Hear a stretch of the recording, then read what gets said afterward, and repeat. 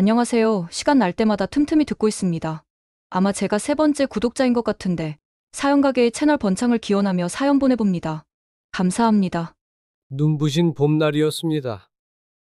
창문으로 들어오는 따스한 햇살이 제 얼굴을 어루만질 때마다 문득 딸 수영이가 생각납니다. 오늘은 수영이가 하늘나라로 떠난 지 꼭 10년이 되는 날입니다. 시간이 이렇게 흘렀지만 아직도 제 마음속에는 그 아이의 웃음소리가 생생합니다.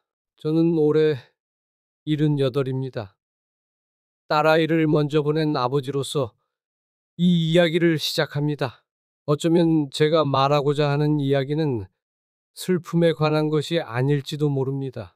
오히려 이것은 사랑과 희생, 그리고 예상치 못한 인연에 관한 이야기입니다.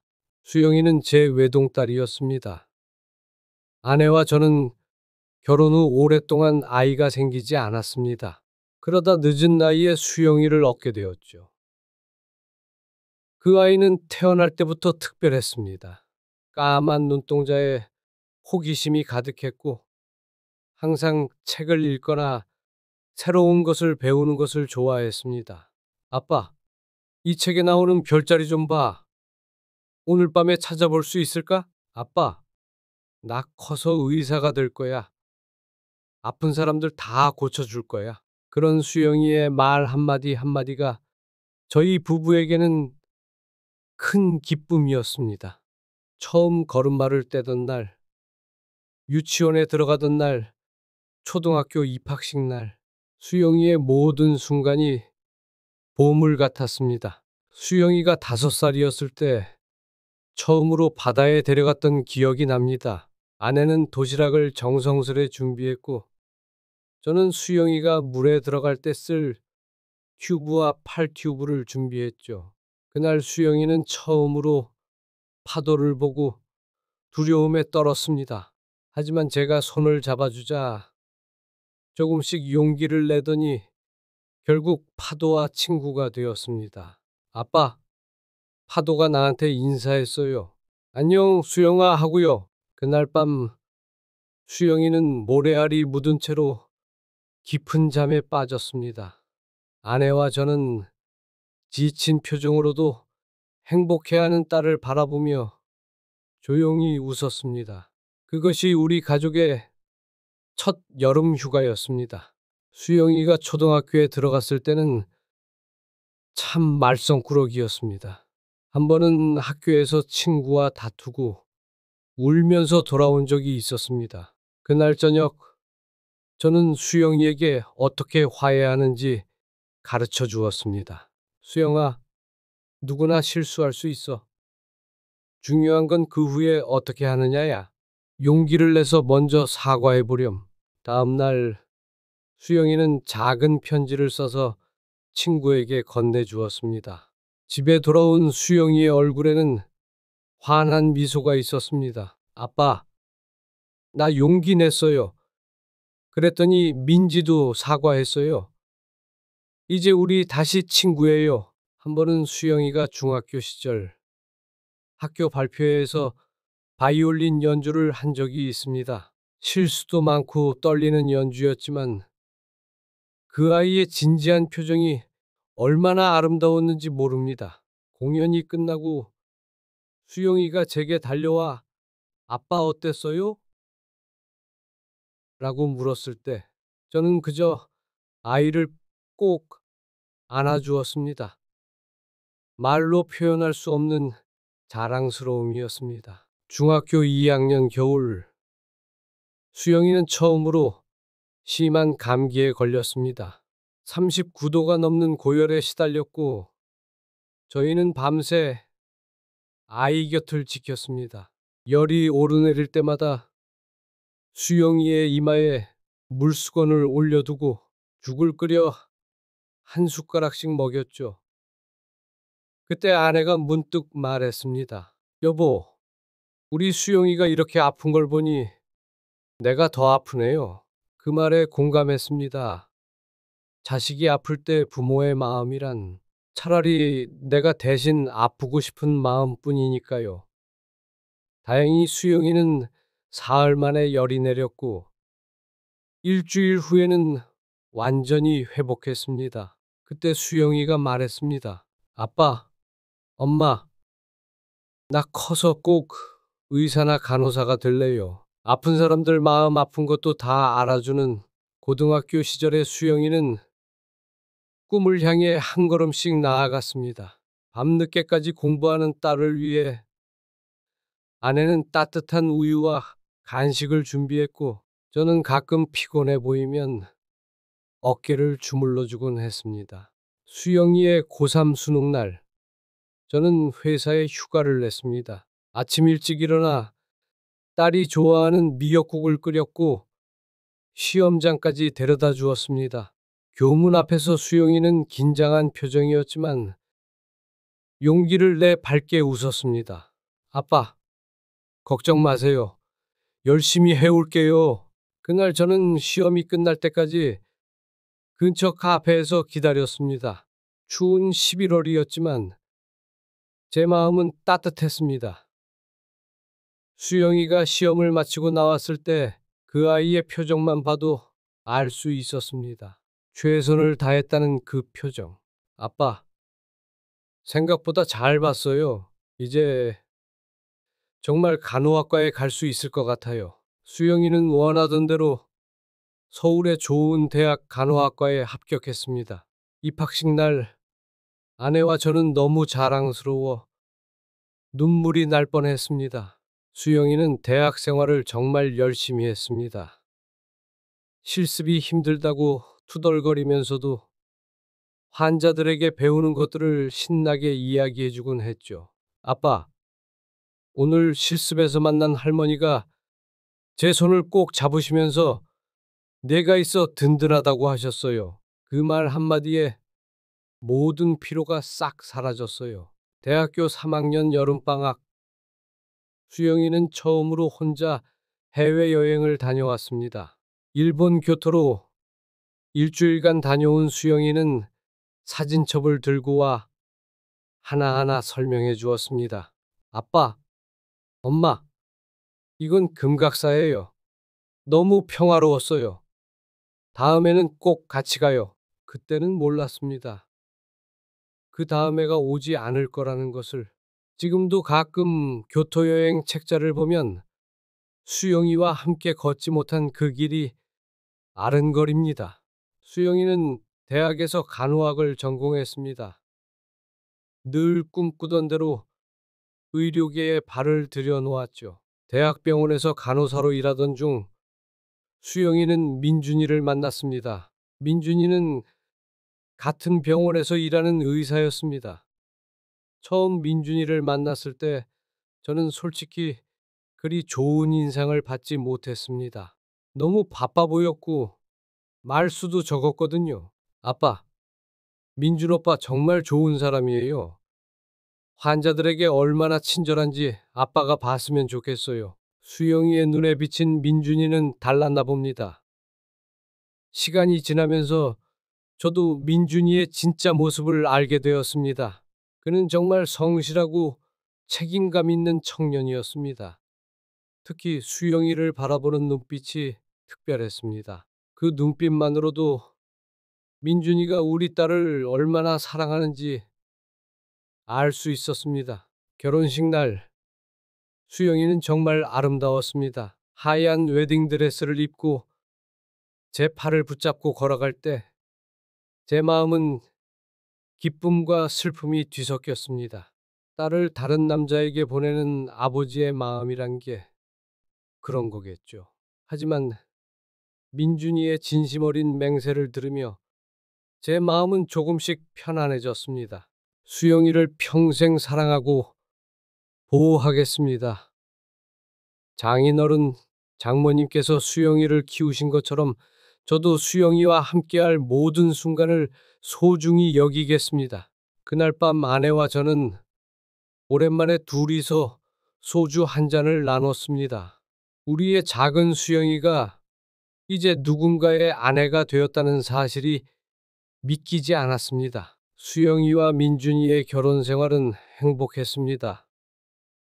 둘은 서로를 배려하고 존중했으며 항상 웃음이 넘쳤습니다. 결혼 3년 차에 수영이는 첫 아이를 가졌다는 소식을 전해왔습니다.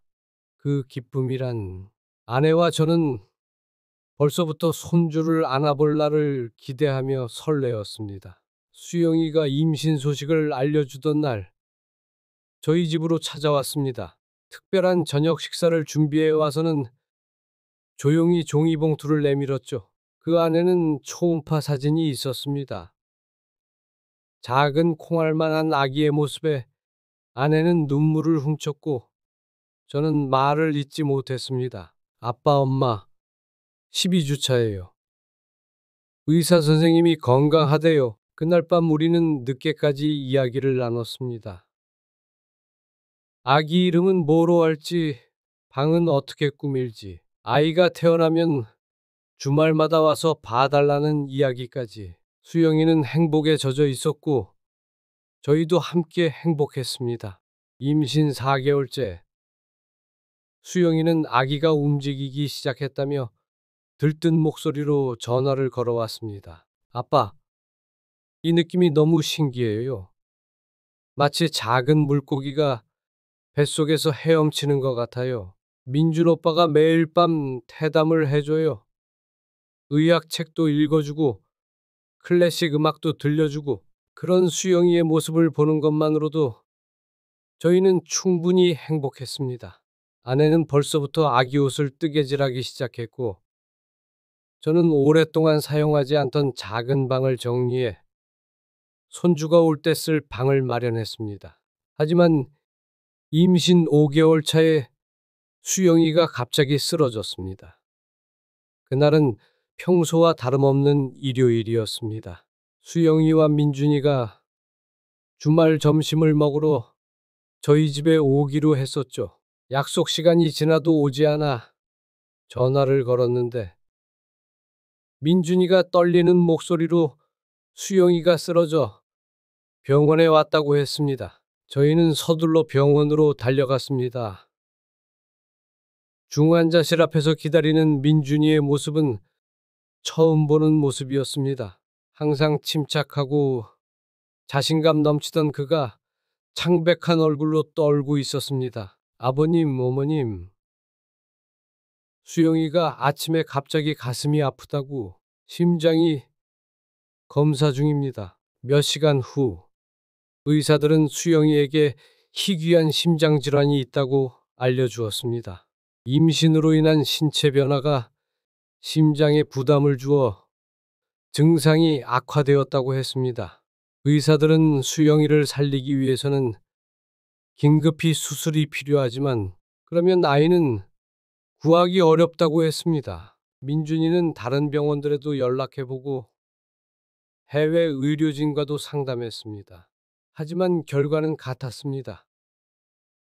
수영이와 아이 모두를 구하기는 어렵다는 것. 결정의 순간 수영이는 약한 목소리로 말했습니다. 민준 오빠, 나는 아이를 지키고 싶어요. 이틀 동안 의료진은 최선을 다했지만 수영이의 상태는 급격히 나빠졌습니다. 결국 응급수술을 진행했지만 수영이와 뱃속의 아이 모두를 살릴 수는 없었습니다. 그날은 비가 내렸습니다. 병원 창문으로 보이는 하늘은 마치 저희의 마음처럼 어둡고 무거웠습니다. 수영이는 마지막 순간까지 웃으려 했습니다. 아빠, 울지 마세요. 제가 아빠 딸로 태어나서 정말 행복했어요. 민준 오빠, 잘 부탁드려요. 수영이가 떠난 순간 세상의 모든 색채가 사라진 것만 같았습니다. 병실은 고요했고 창밖의 비만이 유리창을 두드렸습니다. 민준이는 수영이의 손을 꼭 잡은 채 흐느꼈고 저는 아내를 붙잡고 서 있었습니다. 말로 표현할 수 없는 상실감이었습니다. 장례식은 조용히 치러졌습니다. 수영이의 병원 동료들과 대학 친구들, 그리고 가족들만 참석했습니다. 비가 그치고 맑은 하늘이 펼쳐진 날 우리는 수영이를 떠나보냈습니다. 수영이가 떠난 후 세상은 갑자기 색을 잃은 것 같았습니다. 아침에 눈을 뜨기가 두려웠고 밤에는 잠을 이루지 못했습니다. 아내는 더 말할 것도 없었습니다. 하루하루가 지옥 같았습니다. 장례식 다음 날, 저는 수영이의 방에 혼자 들어갔습니다. 어릴 적부터 모아둔 책들, 대학 시절 공부하던 노트들, 결혼 후에도 그대로 두었던 인형들, 모든 것이 수영이를 그리워하게 했습니다. 그 방에서 저는 오랜 시간 딸의 흔적을 더듬으며 눈물을 흘렸습니다. 특히 괴로웠던 것은 저희가 꾸며놓은 아기 방이었습니다. 아직 완성되지 않은 채 남아있는 그 방은 이제 영원히 주인을 맞이하지 못할 터였습니다. 아내는 몇 주 동안 뜨개질하던 아기 옷을 보며 밤마다 울었습니다. 수영이의 장례식이 끝나고 저희는 민준이에게 말했습니다. 민준아, 네가 다시 새 삶을 시작해도 괜찮아. 젊은 나이에 이런 아픔을 겪는 것이 얼마나 힘든지 우리도 알아. 하지만 민준이의 대답은 예상 밖이었습니다. 아버님, 어머님, 제가 수영이와 결혼한 건 단순히 법적인 절차가 아니었습니다. 저는 여전히 수영이의 남편이고 아버님과 어머님의 사위입니다. 그것은 변하지 않을 겁니다. 사실 민준이는 어린 시절 교통사고로 부모님을 모두 잃은 아픔이 있었습니다. 할머니 손에 자라며 가족의 소중함을 누구보다 잘 알고 있었죠. 대학병원에서 수영이를 만났을 때 민준이는 수영이의 따뜻한 가족에게도 마음이 끌렸다고 했습니다. 수영이가 부모님과 나누는 대화, 주말마다 찾아가는 모습을 보며 그 또한 그런 가족을 꿈꿨던 것이죠. 수영이가 저희에게 민준이를 처음 소개했을 때 민준이는 어색하게 인사를 했었습니다. 처음 뵙겠습니다. 장인어른 장모님, 민준이라고 합니다. 그때는 몰랐습니다. 민준이에게 우리 가족이 얼마나 특별한 의미였는지를 결혼 후에야 민준이는 조심스럽게 자신의 이야기를 들려주었습니다. 부모님을 잃고 외로웠던 어린 시절, 의사가 되기로 결심한 이유, 그리고 수영이의 가족을 만나 느꼈던 따뜻함까지. 수영이가 떠난 후에도 민준이는 매주 저희 집을 찾아왔습니다. 그것은 단순한 의무감이 아니었습니다. 민준이에게 저희는 이미 친부모와 같은 존재였고 수영이를 통해 얻은 가족이었습니다. 아버님, 제가 부모님을 일찍 여의고 성장해서인지 가족의 소중함을 더 잘 알게 된 것 같습니다. 수영이가 저에게 아버님과 어머님을 선물해 주었어요. 그 인연은 수영이가 떠났다고 끊어지는 것이 아닙니다. 그 말에 저와 아내는 깊은 위로를 받았습니다. 딸을 잃은 슬픔 속에서도 민준이라는 든든한 버팀목이 있다는 것이 얼마나 큰 힘이 되었는지 모릅니다. 명절 아침, 민준이는 약속대로 찾아왔습니다. 손에는 과일과 제수용품이 가득했습니다. 민준이는 수영이가 생전에 하던 대로 차례상을 차리는 것을 도왔고 함께 수영이를 위한 차례를 지냈습니다. 차례를 마친 후 민준이는 조용히 말했습니다. 아버님, 사실 제가 어렸을 때는 명절이 가장 외로웠어요. 다른 친구들은 다 가족과 함께 보내는데 저는 할머니와 둘이서만. 수영이를 만나고 처음으로 진짜 가족 명절을 경험했어요. 그 소중함을 잊을 수 없습니다. 그 말에 저는 민준이의 어깨를 토닥였습니다. 말로 표현하진 않았지만 저희 또한 민준이가 있어 큰 위안을 받고 있었습니다. 수영이의 빈자리는 너무 컸지만 민준이를 통해 딸의 흔적을 느낄 수 있었으니까요. 그 후로도 민준이는 매주 주말마다 저희 집을 찾아왔습니다. 때론 음식을 가져오기도 하고 집안일을 도와주기도 했습니다. 명절이면 꼭 찾아와 차례를 함께 지냈고 수영이의 생일이나 기일에는 항상 저희와 함께 했습니다. 수영이가 떠난 지 6개월쯤 되었을 때 아내가 갑자기 체한 적이 있었습니다. 밤 11시가 넘은 시간이었지만 저는 당황한 마음에 민준이에게 전화를 걸었습니다. 민준이는 30분도 채 되지 않아 문을 두드렸고 아내를 진찰한 후 약을 처방해 주었습니다. 아버님, 어머님, 건강이 최우선입니다. 언제든 전화 주세요. 제가 달려올게요. 그 말이 얼마나 큰 위로가 되었는지 모릅니다. 수영이를 잃은 후 저희에게는 의지할 곳이 많지 않았습니다. 친척들도 처음에는 자주 찾아왔지만 시간이 지나며 발길이 뜸해졌습니다. 하지만 민준이는 달랐습니다. 그는 변함없이 저희 곁을 지켰습니다. 어느 날 저는 민준이에게 물었습니다. 민준아, 너도 너 자신의 삶이 있는데 이렇게 자주 오는 것이 부담스럽지 않니? 민준이는 잠시 생각하더니 진심 어린 목소리로 대답했습니다. 아버님, 저는 이곳에 올 때마다 마음이 편안해집니다. 이곳에서 수영이의 흔적을 느끼고 아버님과 어머님과 함께 있으면 제가 여전히 가족 안에 있다는 느낌이 들어요. 부담이 아니라 오히려 위로가 됩니다. 그 말에 저는 더 이상 무엇라 말할 수 없었습니다. 민준이의 진심이 느껴졌기 때문입니다. 우리는 서로에게 위로가 되어주고 있었던 것입니다. 수영이가 떠난 지 1년이 되던 날, 민준이는 수영이가 좋아하던 케이크를 들고 왔습니다. 함께 수영이의 사진 앞에 촛불을 켜고 그동안 있었던 일들을 이야기했습니다. 마치 수영이도 함께 있는 것처럼요. 수영아, 병원에 새로운 장비가 들어왔어. 네가 있었으면 정말 좋아했을 텐데. 아버님과 어머님은 건강하셔. 걱정하지 마. 그러던 어느 날 민준이가 봉투 하나를 내밀었습니다. 아버님, 이건 수영이가 항상 부모님께 드리고 싶어 했던 것입니다. 제가 대신 드립니다. 봉투 안에는 80만 원이 들어 있었습니다. 순간 저는 당황했습니다. 이런 식으로 돈을 받는 것이 불편했습니다.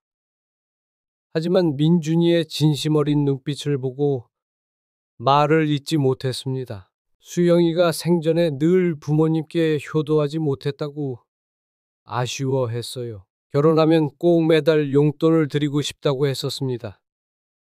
그 마음을 제가 이어가고 싶습니다. 그리고 저에게도 의미가 있습니다. 어렸을 때 부모님께 효도하지 못한 아쉬움이 있었거든요. 아버님과 어머님을 통해 그 마음을 표현하고 싶습니다. 그 말에 저는 더 이상 거절할 수 없었습니다. 민준이의 진심을 느낄 수 있었기 때문입니다. 그 후로 민준이는 한 달도 빠짐없이 매달 80만 원씩 저희에게 보내왔습니다. 그것은 단순한 금전적 지원이 아니라 수영이의 사랑과 민준이의 마음이 담긴 특별한 연결고리였습니다. 처음에는 돈을 받는 것이 불편했지만 아내와 상의한 끝에 그 마음을 순수하게 받아들이기로 했습니다. 다만 저희는 민준이 몰래 그 돈의 일부를 따로 모아두기 시작했습니다. 언젠가 민준이의 가족에게 다시 돌려주기 위해서였죠. 그것은 변하지 않을 겁니다. 그 후로도 민준이는 매주 주말마다 저희 집을 찾아왔습니다. 때론 음식을 가져오기도 하고 집안일을 도와주기도 했습니다. 명절이면 꼭 찾아와 차례를 함께 지냈고 수영이의 생일이나 기일에는 항상 저희와 함께 했습니다. 그러던 어느 날 민준이가 봉투 하나를 내밀었습니다. 아버님, 이건 수영이가 항상 부모님께 드리고 싶어 했던 것입니다. 제가 대신 드립니다. 봉투 안에는 80만 원이 들어 있었습니다. 처음에는 거절했지만 민준이의 진심 어린 눈빛을 보고 받아들였습니다. 그 후로 민준이는 한 달도 빠짐없이 매달 80만 원씩 저희에게 보내왔습니다. 그것은 단순한 금전적 지원이 아니라 수영이의 사랑을 계속해서 전하는 방식이었습니다. 수영이가 떠난 지 3년째 되던 해, 아내도 뇌졸중으로 쓰러졌습니다. 갑작스러운 일이었고, 저는 혼자서 간병을 하기 힘들었습니다. 민준이는 제 전화를 받자마자 달려왔습니다. 아버님, 제가 어머님을 진료할 수 있는 병원으로 모시겠습니다. 걱정하지 마세요. 민준이는 자신의 진료 일정까지 조정하며 저희를 도왔습니다. 밤늦게 퇴근하고도 병원에 들러 아내의 상태를 확인하고 제게 자세한 설명을 해 주었습니다. 때로는 병원에서 제가 쉴 수 있도록 간이 침대를 마련해 주기도 했습니다. 아버님, 어머님은 이제 안정을 찾고 계세요.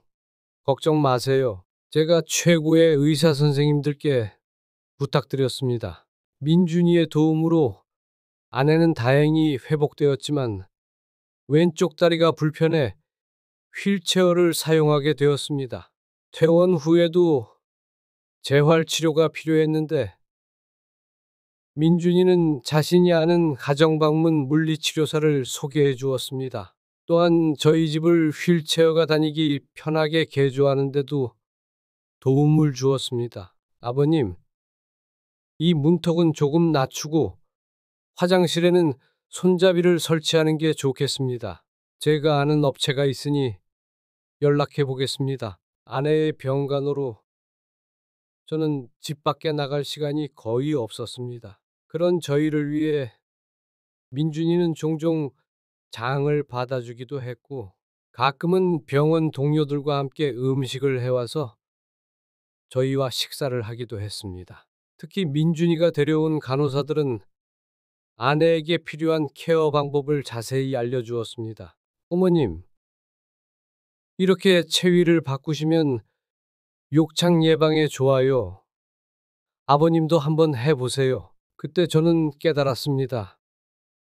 민준이가 얼마나 우리 가족을 소중히 여기는지를. 그는 단순한 사위가 아니라 이미 저희의 아들이 되어 있었습니다. 힘든 시간 속에서도 민준이의 존재는 저희에게 큰 위안이 되었습니다. 어느 날 저녁, 아내의 상태가 안정된 후 민준이와 둘이서 소주 한 잔을 나누게 되었습니다. 술잔이 몇 차례 오가자 민준이는 평소보다 말이 많아졌습니다. 아버님, 사실 저는 수영이를 만나기 전에는 가족의 의미를 잘 몰랐어요. 부모님을 일찍 여의고 할머니와 함께 자랐지만 할머니도 제가 의대생일 때 돌아가셨거든요. 수영이를 만나고 처음으로 진짜 가족이 무엇인지 알게 되었습니다. 민준이의 눈가에 맺힌 눈물을 보며 저도 마음이 아팠습니다. 그는 계속해서 말을 이어갔습니다. 수영이를 통해 아버님과 어머님을 알게 된 것은 제 인생의 축복이었습니다. 수영이가 떠난 후에도 저는 여전히 가족이 있다는 것이 얼마나 감사한지 모릅니다. 그날 밤 우리는 많은 이야기를 나누었습니다. 수영이의 추억, 민준이의 어린 시절, 그리고 앞으로의 삶에 대해서 그 대화를 통해 저는 민준이를 더 깊이 이해하게 되었고 아마도 민준이도 저를 더 이해하게 되었을 것입니다. 아내가 퇴원한 후에도 민준이는 계속해서 매달 80만 원을 보내왔습니다. 그 돈은 아내의 병원비와 약값, 그리고 생활비로 요긴하게 쓰였습니다. 하지만 저희는 민준이 모르게 매달 50만 원씩 따로 저축해 두었습니다. 언젠가 민준이에게 돌려주기 위해서였죠. 저희 가족의 일상은 천천히 새로운 패턴을 찾아갔습니다. 아내는 휠체어 생활에 적응해 갔고, 저는 간병인 역할에 익숙해졌습니다. 민준이는 바쁜 병원 일정 속에서도 주말마다 꼭 얼굴을 보여주었고, 때로는 평일 저녁에도 들러 저희의 안부를 확인했습니다. 어느 날 저는 민준이에게 물었습니다. 민준아, 너도 이제 새 삶을 시작해야 하지 않겠니? 수영이도 그것을 원할 거야. 민준이는 잠시 침묵하더니 대답했습니다. 아버님, 저는 아직 수영이를 사랑합니다. 그리고 아버님과 어머님은 제게 또 다른 부모님 같은 존재입니다. 걱정하지 마세요. 저는 괜찮습니다. 그 말에 더 이상 무어라 말하지 않았습니다. 민준이의 마음의 시간을 존중해 주어야 한다고 생각했기 때문입니다. 그러나 한편으로는 걱정이 되었습니다. 아직 젊은 나이인 민준이가 저희 때문에 자신의 삶을 포기하는 것은 아닌지. 하지만 민준이는 자신의 생활도 충실히 해나갔습니다. 병원에서 인정받는 의사로 성장했고, 여러 학회에서 발표도 하며 경력을 쌓아갔습니다. 가끔은 해외 학회에 참석하기도 했는데, 그럴 때마다 꼭 저희에게 연락해 안부를 물었습니다. 그리고 돌아오면 반드시 저희 집을 찾아와 선물을 전해주곤 했습니다. 그 후로도 몇 년이 더 지났습니다. 민준이는 병원에서 과장이 되었고 더 바빠졌지만 여전히 저희를 챙겼습니다. 그리고 변함없이 매달 80만 원을 보내왔습니다. 저희는 그 정성이 고마웠지만 한편으로는 민준이의 미래가 걱정되기도 했습니다. 수영이가 떠난 지 7년이 되던 해, 민준이가 특별한 소식을 들고 왔습니다.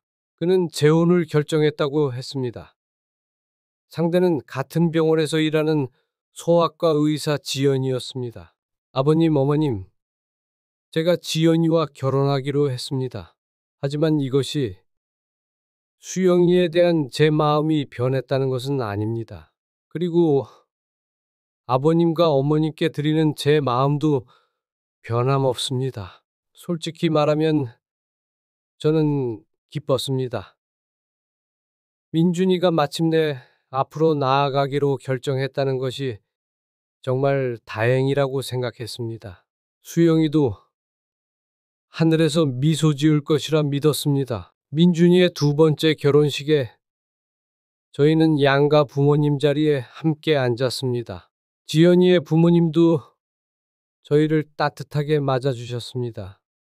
이상한 일이지만 그날 저는 수영이의 존재를 더욱 강하게 느꼈습니다. 마치 딸이 우리 모두를 축복하고 있는 것 같았습니다.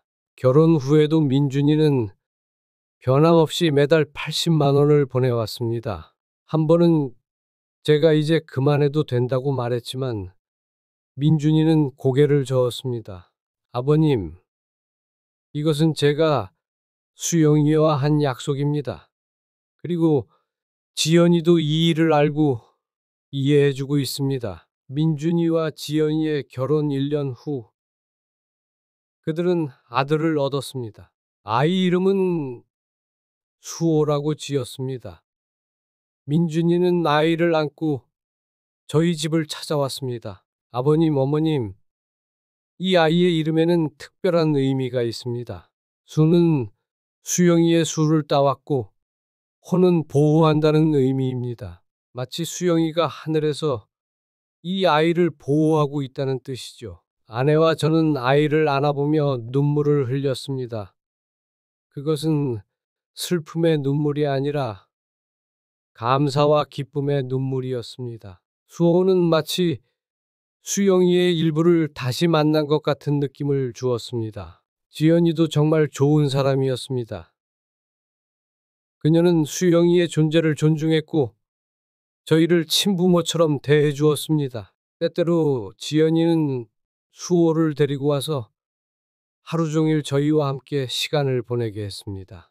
아버님, 어머님, 수호가 할아버지 할머니와 더 많은 시간을 보내야 할 것 같아요. 가족의 소중함을 배우게 해주세요. 이렇게 우리는 새로운 형태의 가족이 되었습니다.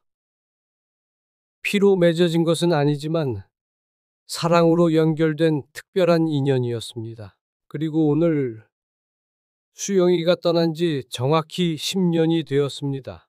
아침에 일어나 창문을 열었더니 마치 수영이가 웃고 있는 것 같은 느낌이 들었습니다. 오늘도 어김없이 민준이가 찾아왔습니다. 이제는 지연이와 5살이 된 수호, 그리고 작년에 태어난 둘째 딸 하은이도 함께였습니다.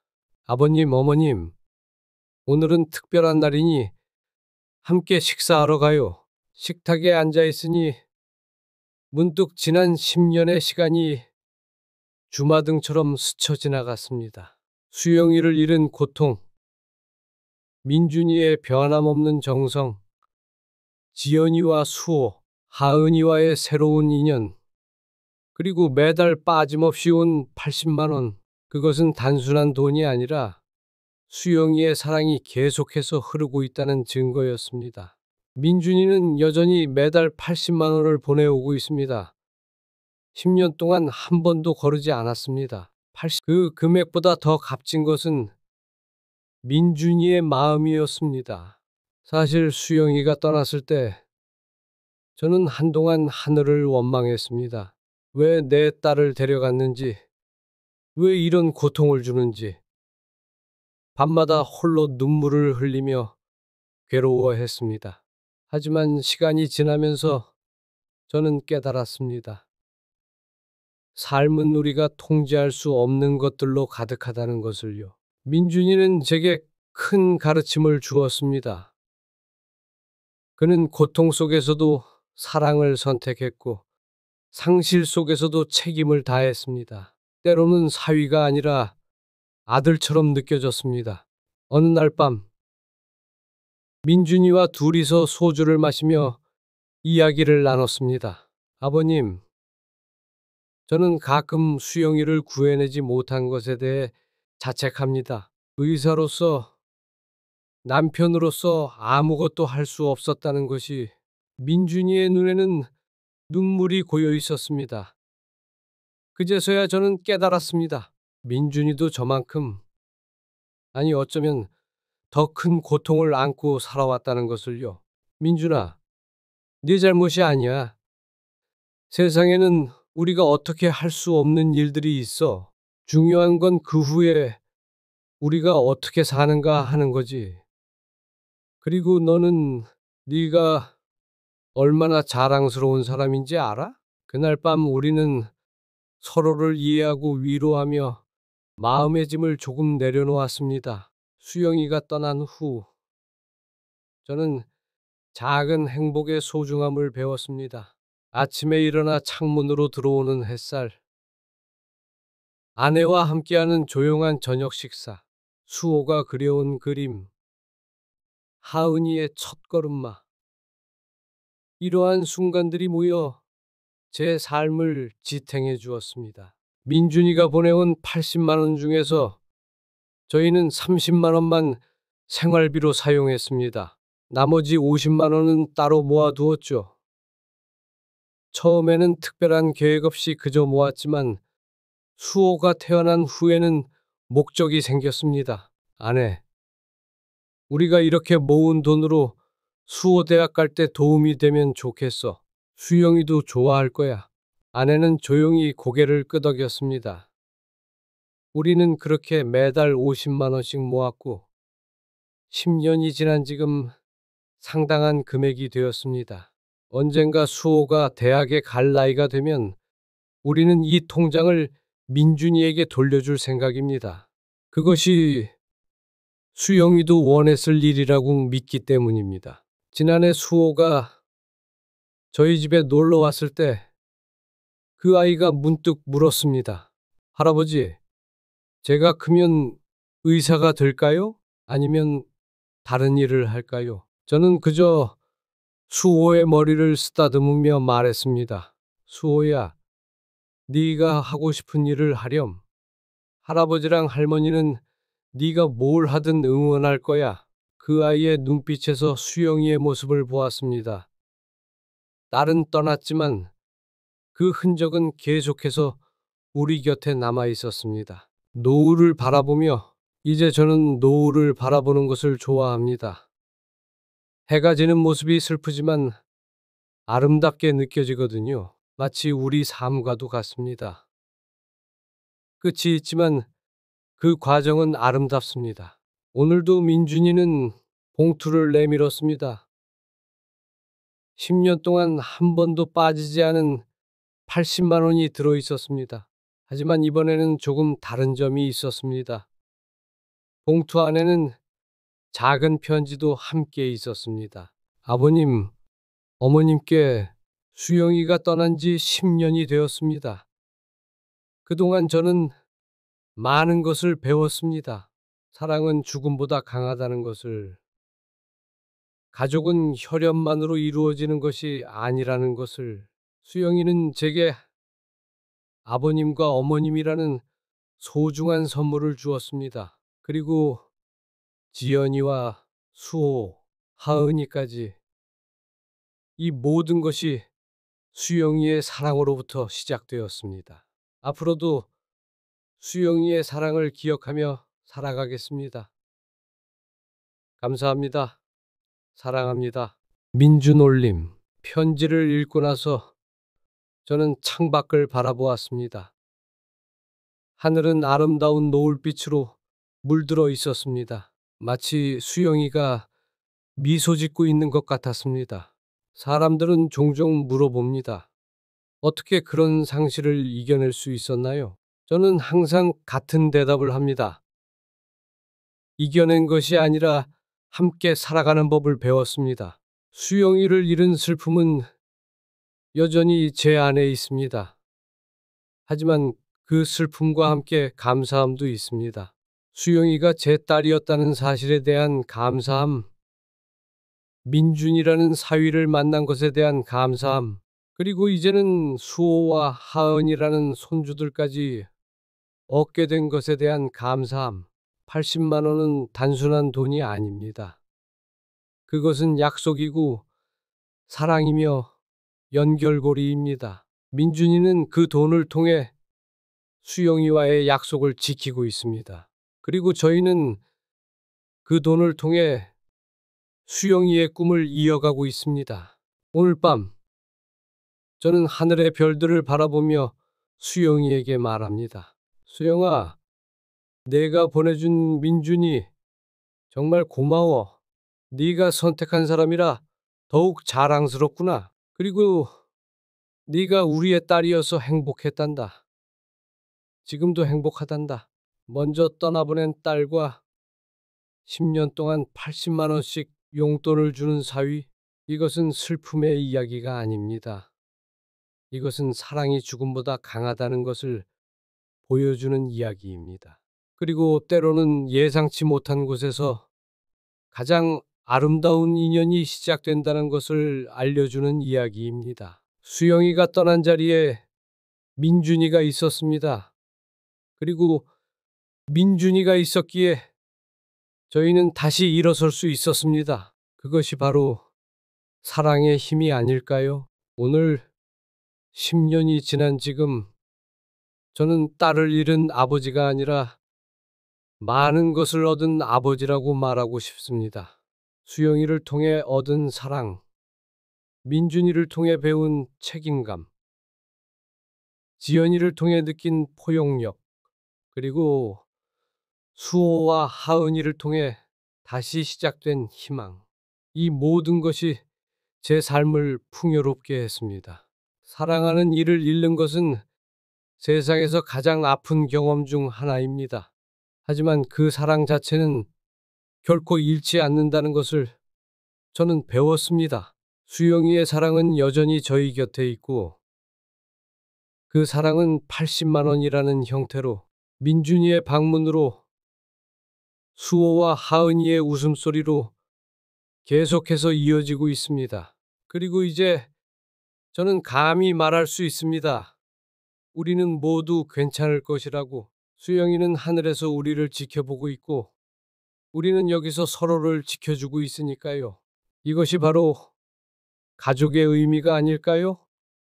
서로를 기억하고 사랑하고 지켜주는 것.